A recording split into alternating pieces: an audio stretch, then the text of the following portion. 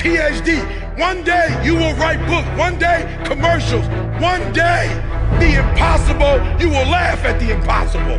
You will look at the impossible and go, what was I thinking? Hello, my spoiler alert friends. Thank you guys for joining me. So if you've been watching my channel, you know that last week I announced that I was going to be starting a new Bible study kind of series thing going through 2 Samuel and 1 Kings.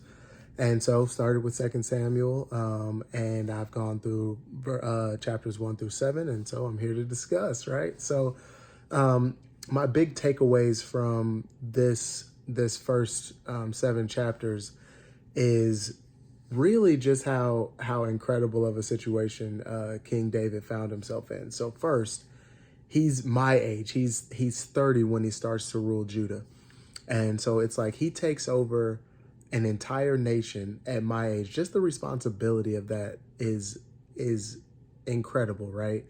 And then to do it well. It's like not only do you have the responsibility, because some people get responsibility placed on them and they're not ready and they don't do well with it. But then you have him who he did well with it and he was young when it happened. It makes me think of like Martin Luther King when he was in his 20s and got his doctorate. It's like, it's insane. Like there are people in the world who are just like at a whole nother level when you just compare them to their peers. So there's that piece. And then on top of that, he has people from Israel and Judah. It's like they've been fighting, they've been going through these things for years. And now he's bringing these people together. Again, it's family. It's all family. We're all of the same family line, essentially cousins. And so it's like bringing everybody together and making it so that they're not fighting and not, trying to kill each other, because that's what had been happening for years. So there's that element of it. And then so with that comes a lot of people like, for example, Saul's daughter did not like David. She's like, here he is. Here's the guy who took my dad's position as king.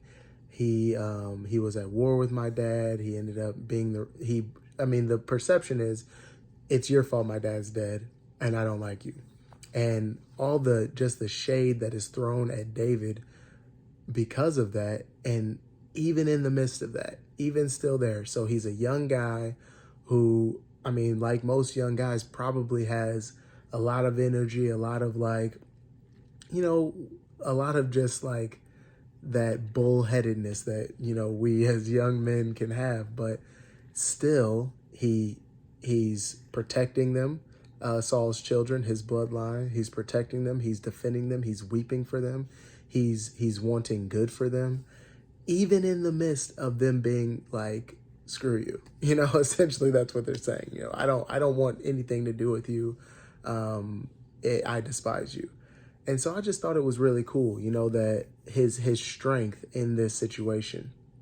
And then the picture that is painted for me throughout all of this is at least like, what is an applicable thing I can do? What can I learn from what I'm reading and seeing?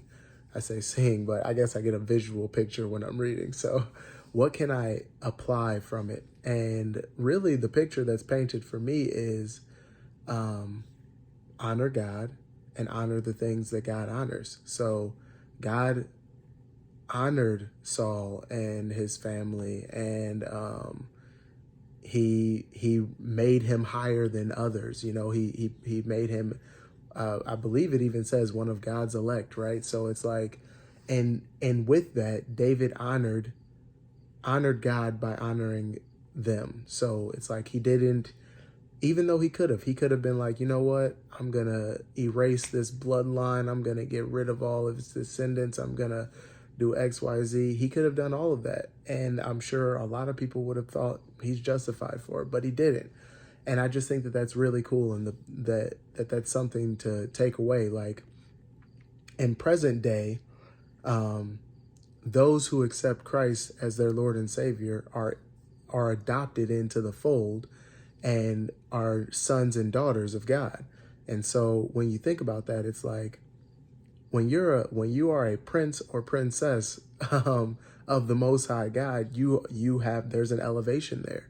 And I think that the picture that's being painted here is treat others with that regard, that respect that they deserve, if for no other reason than they are a son or a daughter of God, right? So I just thought it was cool. That's the biggest takeaway that I think I'm taking from 2 Samuel chapter 1 through 7.